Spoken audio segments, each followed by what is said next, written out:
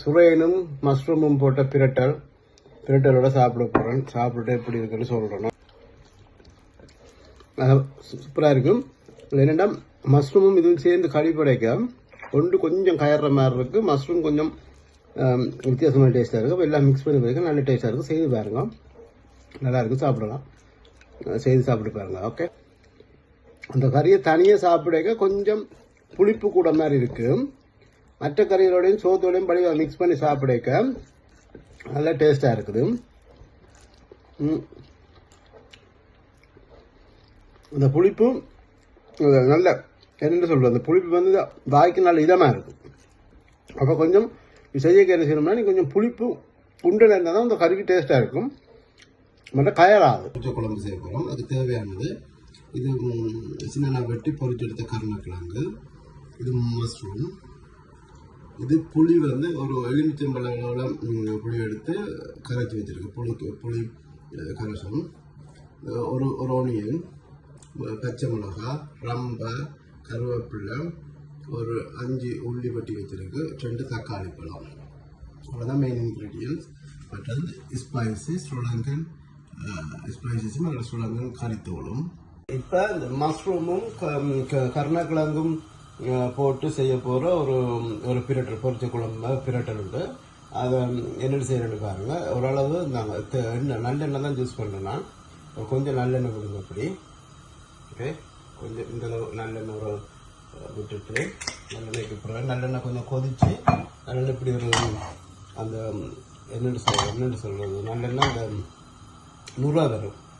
அந்த நுரா வர பதத்துக்கு வந்த பிறகு இந்த பெருஞ்சீரகம், நச்சீரகம், வெந்தயம், ஒரு 2 ஏலக்காய் போட்டிங்கன்னா பாருங்கள். இப்போ வடித்து நுரையாக வரும். இப்படி வந்த வரைக்கும் நல்லெண்ணெய் வந்து இப்படி நுரைக்கணும். இப்படி நுராய் வந்த பிறகு கழுவி ரம்பை, கருவேப்பிள்ளை, உள்ளி, அதோட சேர்த்து ஒனியன், பச்சை மிளகாய் இப்போ போட்டுட்டு தக்காளி பழத்தையும் போடுவோம். தக்காளி பழத்தையும் போட்டு 3 மினிட்ஸ் மிக்ஸ் பண்ணவே அந்த கண்ணாடி பழத்துக்கு ஒரு நேரம் வந்துடும். வந்த பிறகு கழுவி வெட்டி வச்சிருக்கிற மஷ்ரூம் இருக்குது தானே, மஷ்ரூமை மிக்ஸ் பண்ணுங்க. மஷ்ரூமை போட்டு இந்த மஞ்சள் போடுங்க. சரி தானே, மஞ்சள் கொஞ்சம் போடுங்க. கல் உப்பு போடுறேன், அஜினமோட்டோ போடுங்க. ஓகே, கொஞ்சம் மிளகுத்தூள் போடுங்க. இப்படி வடிவ நல்லா மிக்ஸ் பண்ணி போட்டு இதை இப்படியே என்ன செய்யணும்னா நல்ல ஸ்லோ ஃபயரில் வைக்கணும். இந்த பதத்தில் வந்ததுக்கு பிறகு இந்த தக்காளி பழமெல்லாம் வதங்கிடும். தக்காளி பழமெல்லாம் வதங்கி மஷ்ரூம் வந்து அப்படி அந்த ஜூஸ் எல்லாம் விட்டு தேவையான அளவு மிளகாய் மிளகாத்தூள் போட்டுருக்கேன். மிளகாத்தூளை போட்டுட்டு கொஞ்சம் மிக்ஸ் பண்ணுங்க. மிக்ஸ் பண்ண உடனே கரைச்சி வச்ச புளி கரைசலை விடணும்.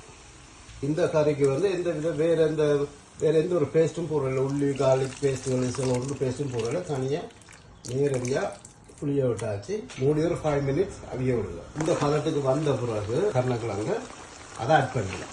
புளிப்பு கொஞ்சம் உண்டனவாக இருந்தால் நல்ல டேஸ்ட்டாக இருக்கும். அப்போ கொஞ்சம் புளி கூட இருக்கும், புளிப்பு கொஞ்சம் உண்டனை இருக்கணும். கொஞ்சம் அதுக்காண்டி புளிப்பை கணக்க போட்டக்கூடாது, கொஞ்சம் உண்டனை இருக்கணும். மேகி பவுடர் 2 கரண்டி தேங்காய் பால், கணக்க தேங்காய் பால் போட்டுறாதீங்க, டேஸ்ட் இதாகும். தேங்காய் பால் கொஞ்சம் போட்டுட்டு அதை மிக்ஸ் பண்ணுங்க. மிக்ஸ் பண்ணிட்டீங்கன்னா அது கொஞ்சம் திக்காக வரும். தேங்காய் பால் போட்டால் தானே கொஞ்சம் திக்காக வரும். இப்போ என்ன செய்யணும்னா நல்லா அடுப்பை குறையிடும். மூடி விட்டு 5 நிமிஷத்துக்கு பிறகு ஓப்பன் பண்ணுங்க. பாருங்கள், இந்த அளவு இதுக்கு வந்துடுமா. இதா இப்படி இருக்கும். இதை செக் பண்ணுங்க. கருணக்கிழங்கு அவிஞ்சிட்டாண்டு இன்னொரு 5 நிமிஷம் மூடாமல் ஓப்பன் பண்ணி குக் பண்ண விடுங்க. கருணக்கிழங்கும் மஷ்ரூமும் போட்ட குழம்பு ரெடி.